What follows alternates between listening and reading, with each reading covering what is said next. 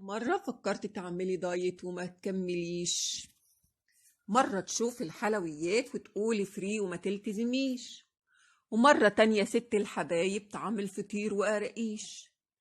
من النهاردة هتلتزمي وتعيشي بصحة، ما تعيطيش. الإرادة عندنا أقوى، شتاء أو صيف ما يهمنيش، لأنك معانا رجيمك هيبقى تمام، رجيم تمام مع سهم.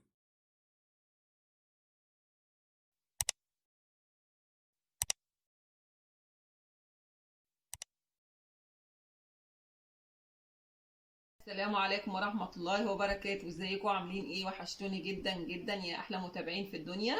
النهاردة ان شاء الله زي ما وعدتكم على الصفحة وعلى الجروب ان احنا هنتكلم في موضوع مهم قوي. الموضوع اتأجل علشان كنت تعبانة، ادعوا لي بقى ربنا يتم شفائي يا رب ويشفي مرضانا جميعا، متخافوش مش كورونا. المهم بقى ندخل في الموضوع. موضوعنا النهاردة ان شاء الله هنتكلم عن رسالة بتيجي كتير قوي، بتعمل دايت وتقول انا خسيت لكن عندي مشكلة مع الوش او الوجه، نحافة الوجه. ليه وشكو او ليه الناس وشها بينحف مع الرجيم؟ دي رسالة جاية لنا على الخاص. جوزها هددها قال لها لو ما عرفتيش تظبطي نفسك هيحصل ايه، عشان يخوفها اكتر هطلقها. طبعا ده تهديد، اسلوب تهديد صعب جدا ومستفز، بس نعمل ايه بقى؟ لازم نحل المشكله دي بتاعت صاحبتنا دي ونقول لها تعمل ايه بسرعه. شويه حاجات مهمه، وفي حاجات موجوده اصلا الايام دي حلوه جدا علشان علاج مشكله نحافه الوجه. تعالوا بينا نشوف الفيديو ونشوف هنقول ايه مع بعض. يلا بينا. اسباب نحافه، ليه الناس وشها بيخس؟ الموضوع له اسباب متعدده. رقم واحد العامل الوراثي، يعني في ناس طبيعة وشها وتركيب عظام وجهها نفسها أو طبيعة وشها إن هي وشها نحيف. الأم، الأب، الأسرة بالكامل وشها كده، يقولك وشها رفيع يعني كده بالبلدي. ده رقم واحد. فاصل ونقول رقم اتنين. رقم اتنين، كتير مننا بيكون عندك شغل، مذاكرة، بتتعبي، بيحصل ايه؟ بيحصل ان انتي يبان على وشك اكتر حاجه بتبان، بتسهري تذاكري اي حاجه من دي بتبان، بيبان الارهاق اكتر حاجه على ايه؟ على وجه.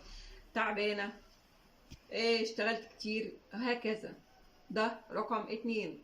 رقم تلاتة وده المرتبط بالموضوع بتاعنا، اتباع حمية قاسية. يعني ناس كتيرة تعمل رجيمات غلط، بيكون النتيجة تخلص من السوائل من الجسم. السوائل اصلا اللي في الجسم بتخلص او بتنشف. الناس اللي بتخس نزول سريع بيحصل ان الجسم بيفقد السوائل اللي فيه، وبتأثر اكتر حاجة على منطقة ايه؟ الوجه. وفاصل ونكمل. النقطة اللي بعد كده، كتير بيحصل بقى ايه؟ اقوم من النوم مثلا، اي واحدة فينا مامتك تبص على وشك كده، ادي نتيجة السهر.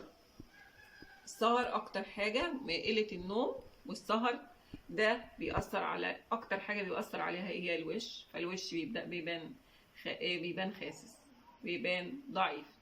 طيب بعد ما عرفنا الأسباب، تعالوا بينا نشوف علاج المشكلة هيكون في ايه التغذية الصحيحة علشان وشك يرجع صح، وازاي تعملي دايت متوازن ما يأثرش على، او حمية متوازنة ما تأثرش على وجهك.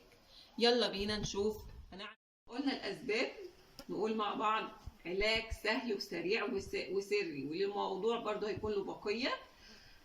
العلاج بقى بتاعنا عبارة عن لقيمات البيتا كاروتين، يعني الحاجات اللي بتحتوي على البيتا كاروتين لونها برتقاني بالذات.